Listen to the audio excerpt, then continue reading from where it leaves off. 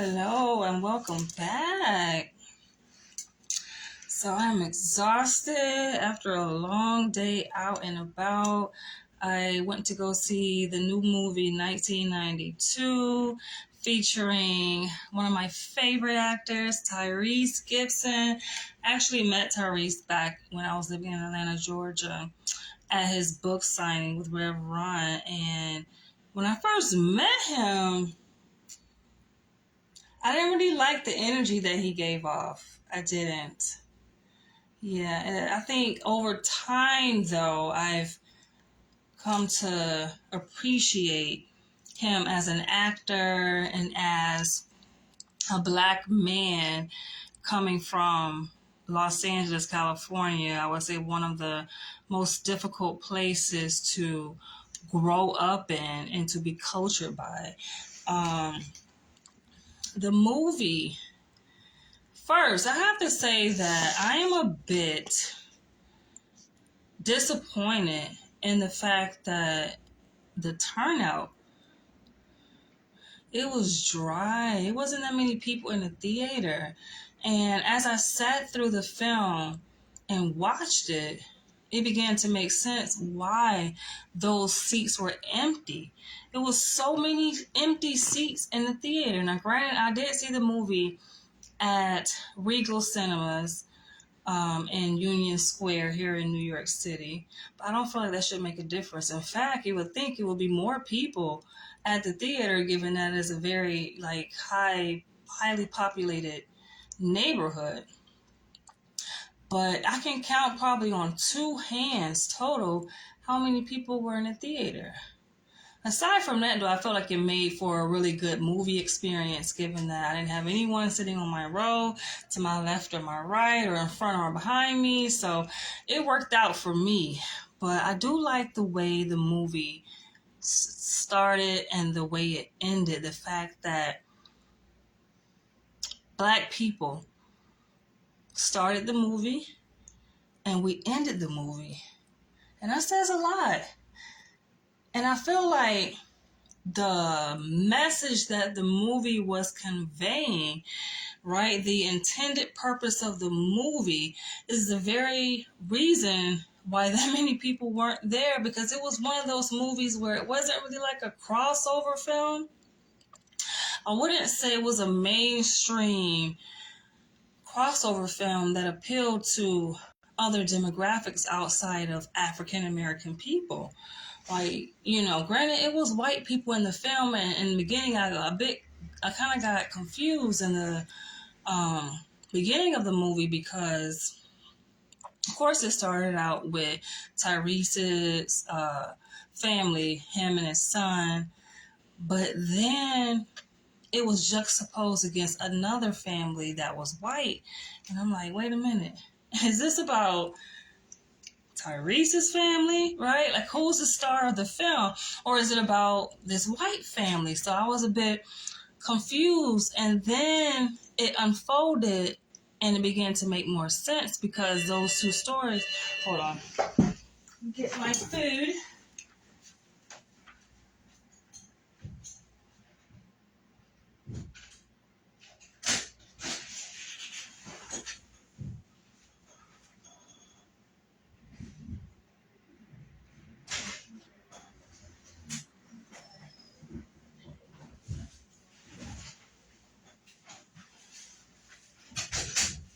I was like, wait a minute, who's ringing my doorbell? I forgot I ordered food.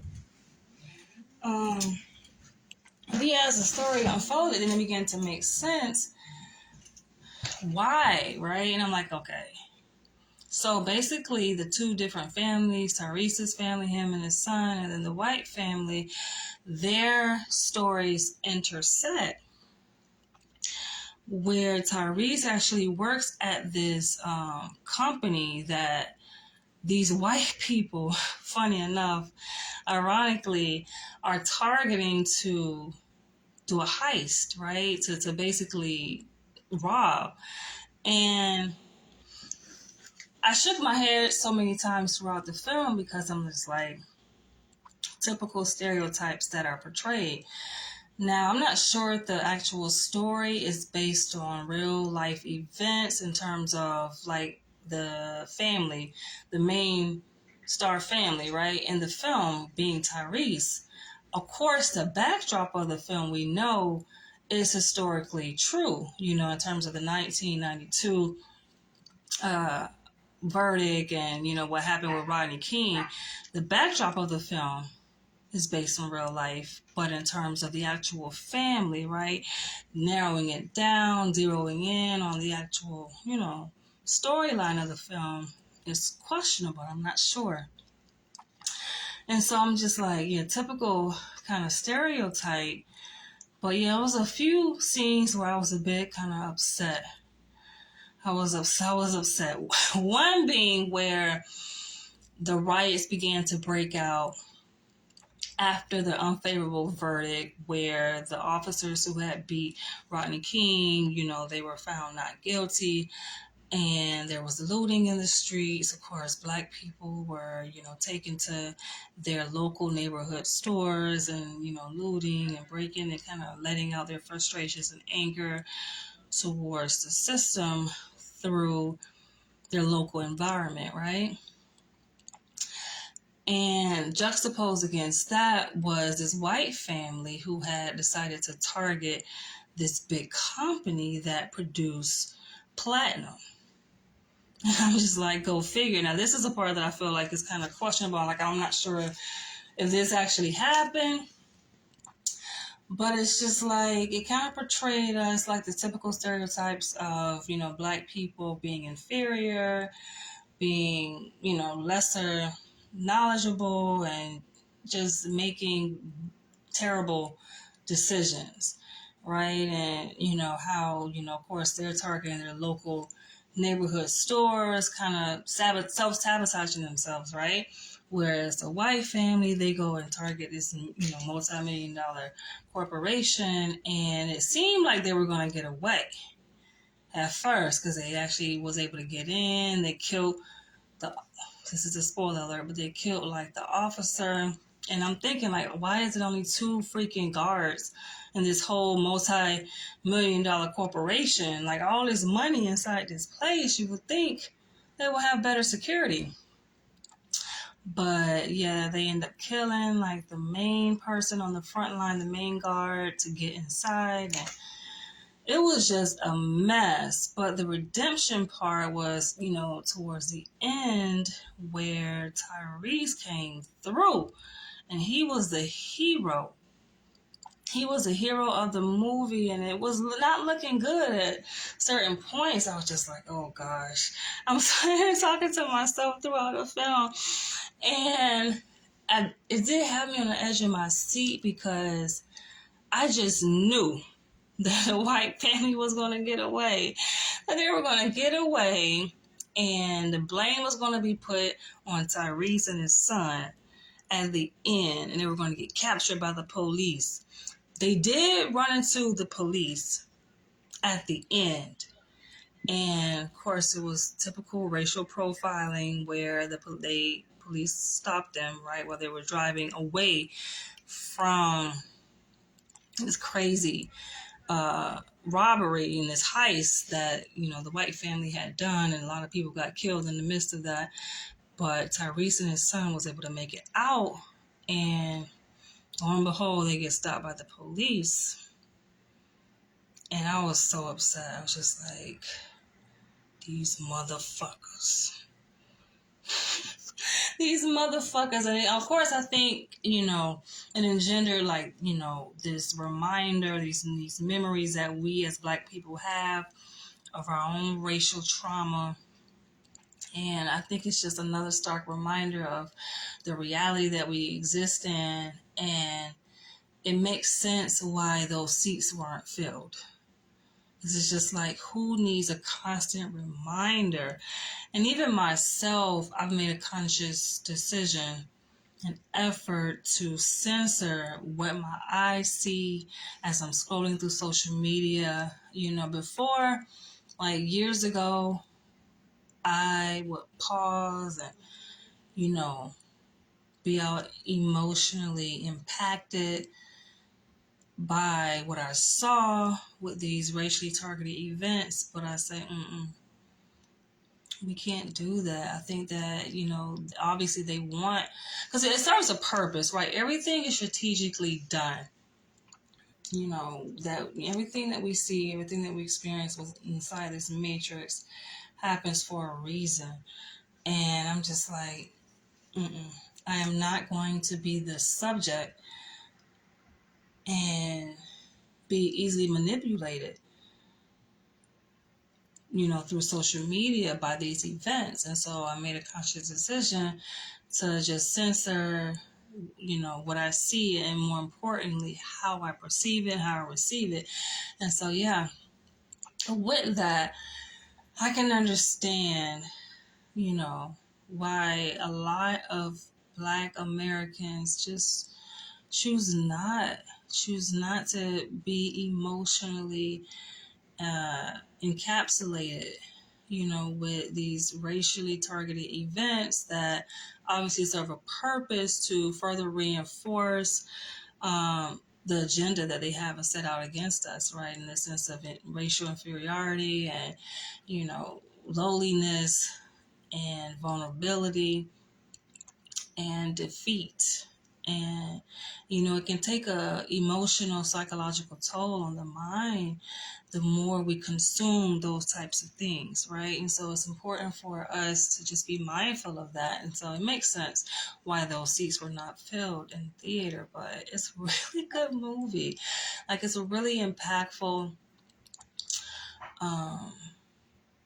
movie that really tugged at my heartstrings, and I was left with so many emotions as I got up from my seat in the theater. And I remember going to the nearby Barnes and Noble, and I took everything within me not to just release, though I felt like I needed to release. I needed to release those tears, but I chose not to.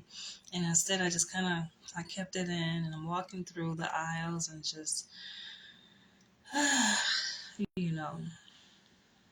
really with holding it inside, and I should have just let it out. But I'm like, it was a lot of people at the Barnes and Noble, so of course I don't want to make a scene. Yeah, but it's a really good movie, to say the least.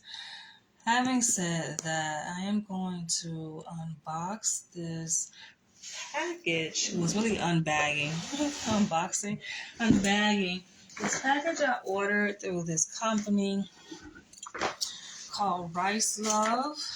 I kind of want to go see the movie again, but I'm just going to wait for it to come out on DVD. And it makes me think back to the press release and Tyrese really putting in a lot of work to promote the film. And I was wondering, as I'm watching his videos on Instagram, why this is a A-list actor. He already earned his stripes in Hollywood, but he was really having to vouch for himself. And I'm just like, why? Why is that necessary? That he has to go so hard to promote, when that there's a major blockbuster hit, right? Yes, I grew up in the era of Blockbuster, but, we're talking about this big budget, film, that, it's going to sell out in the theater. When you have films like that, of course, they promote, but the actors are not on their social media, making videos after video after video, constantly having to promote. You don't see that. So I'm wondering, why is he doing that, right? Why not just let the movie kind of speak for itself? I don't know how much money went into making this film, but that's a question I was wondering. And it began to make sense when I go to the theater. I'm like, where is everybody? This is a really good film,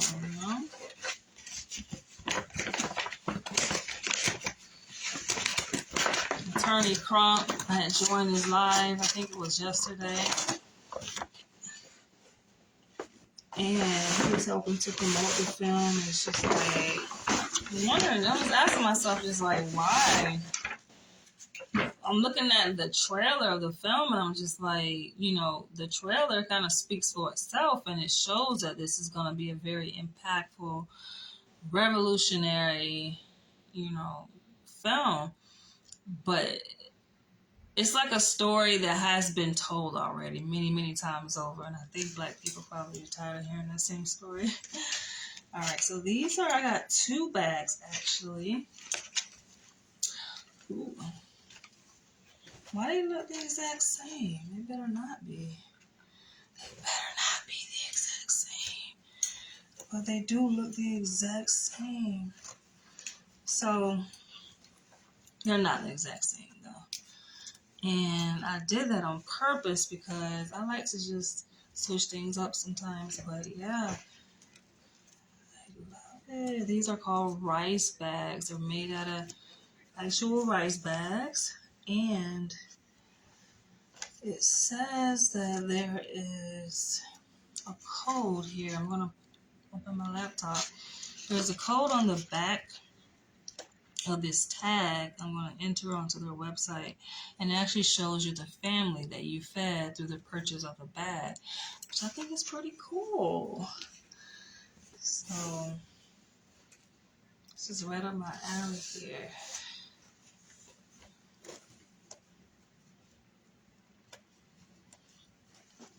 I'm also wondering if the movie would have gotten a better turnout if it was released during a different time of year. Granted, we are facing, you know, election season. We're in the middle of election season now, and I don't know if this kind of film should have been released around this time. Maybe like Black History Month or something like that. You know?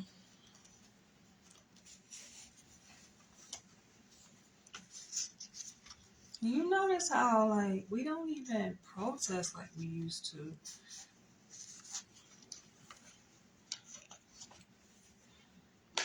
I was thinking about that earlier today. Like, why aren't we really fighting?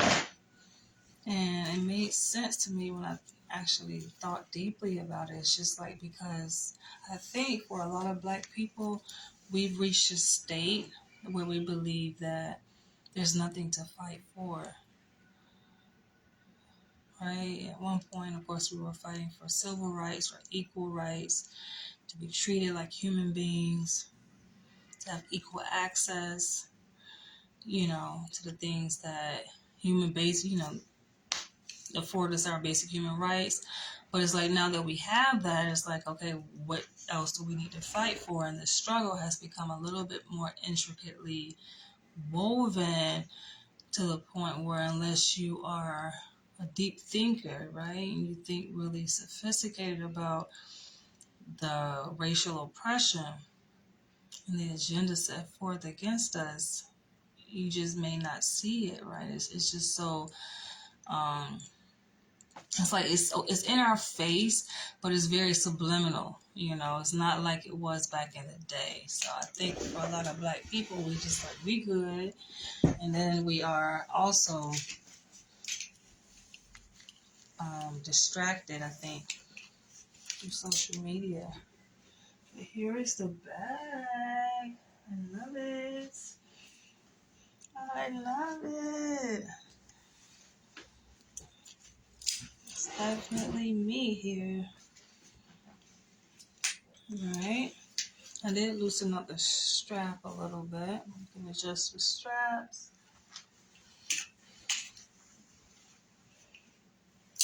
Try the other one.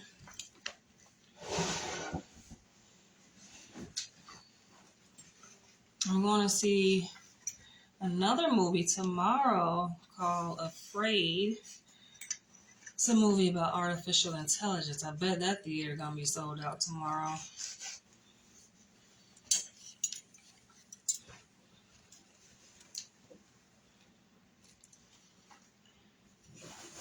And I think a lot of white people just don't want to take accountability.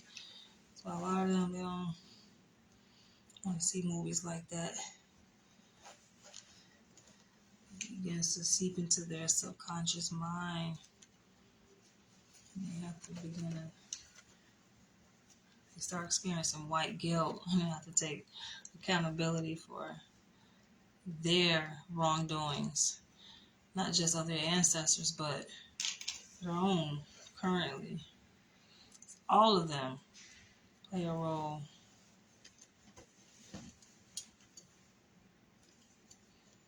in the system of what it is. They do.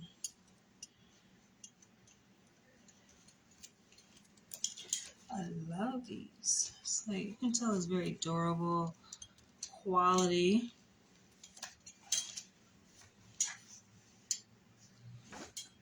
Grab my laptop. They did almost look identical, but not quite. And I think what it is that they are made obviously of the same material and design. It's just where it's placed is different. Right? So like this part of the design is like on the back here. It's just placed differently. Yeah, love it. Straps are different.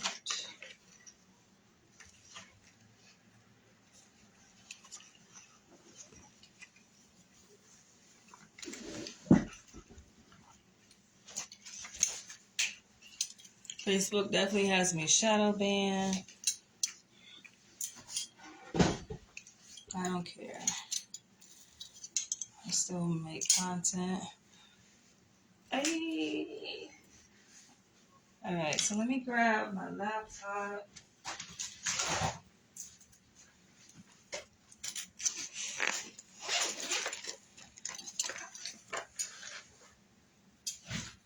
Let's see.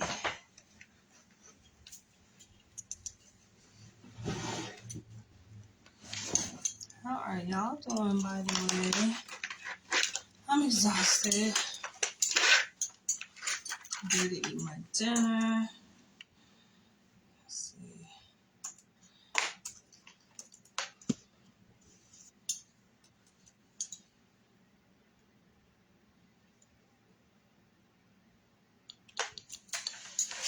Check out the tag. Wiselove.org.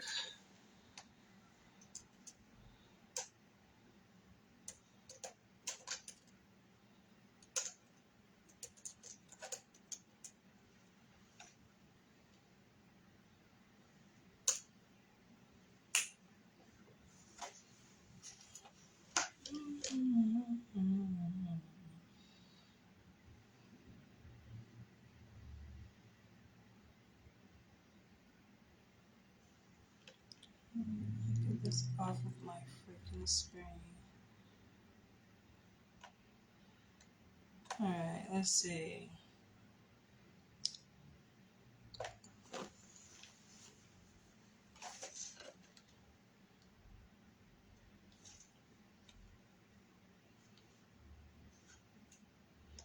Search tag number.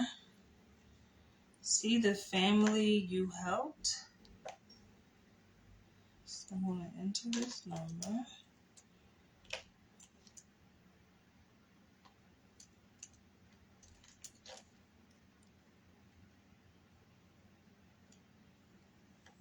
Does it actually have a picture? Let's see.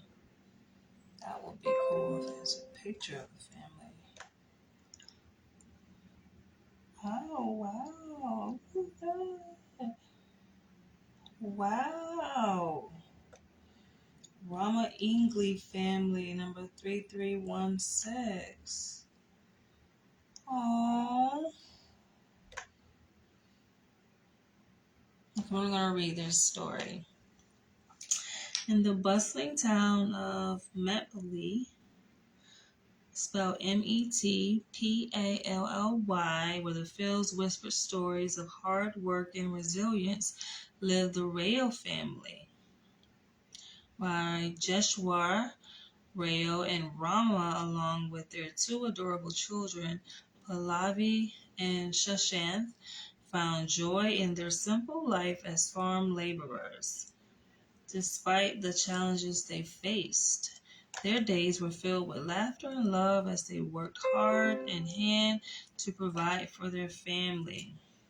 Their happiness multiplied when Rice Love, like a ray of hope, graced their community with a gift of 20 kilograms of rice.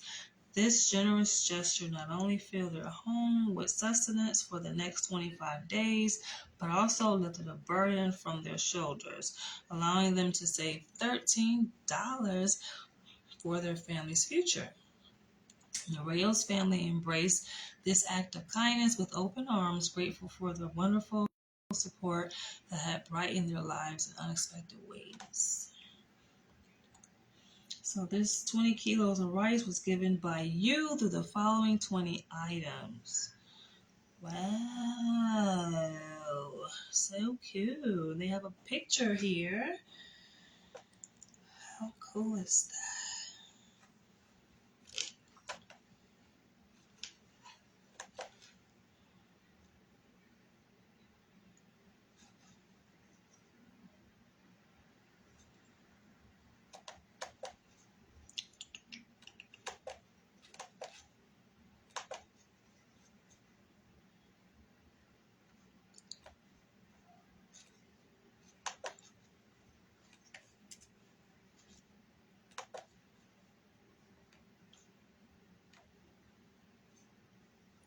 I was trying to save the picture. All right, let me check the other bag.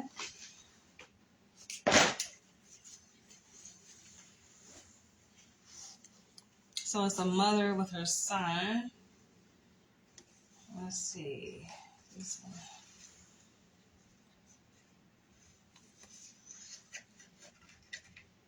one. RL0.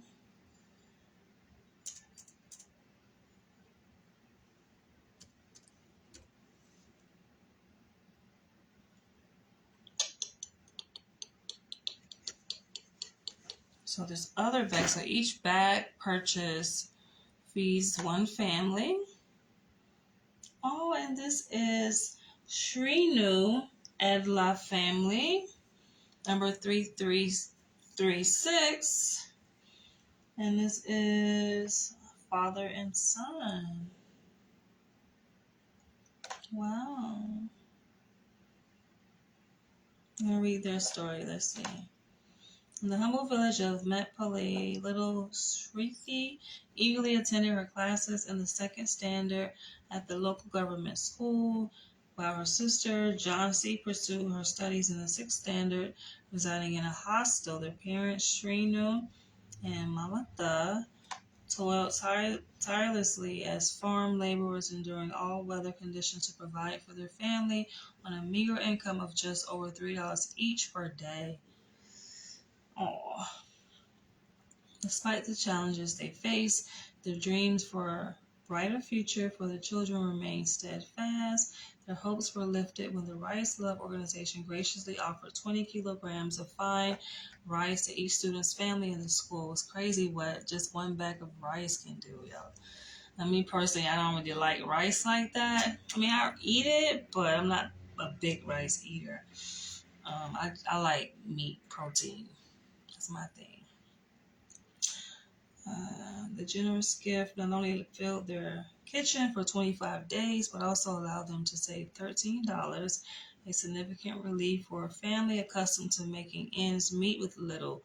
With hearts full of gratitude, they extended their sincere thanks to all the donors and Rice Love for their compassionate gesture. During their struggles, this act of kindness served as a ray of hope, reminding them that even in difficult times, there are angels among us willing to lend a helping hand.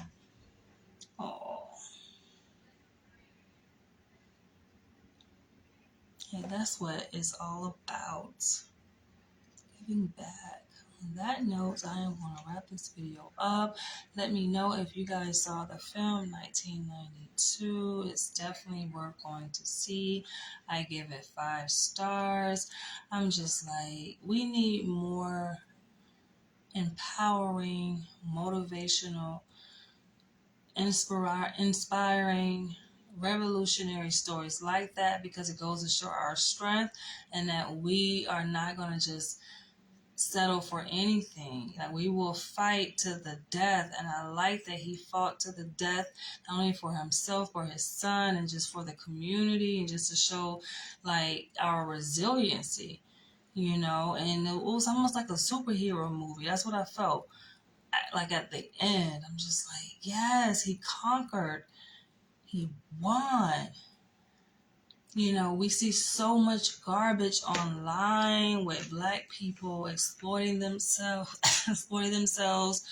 and all this negativity, and Black people just being portrayed in a negative light. And I feel like we don't have enough stories where it speaks to our humanity as Black people, our bravery, our powerfulness, our strength,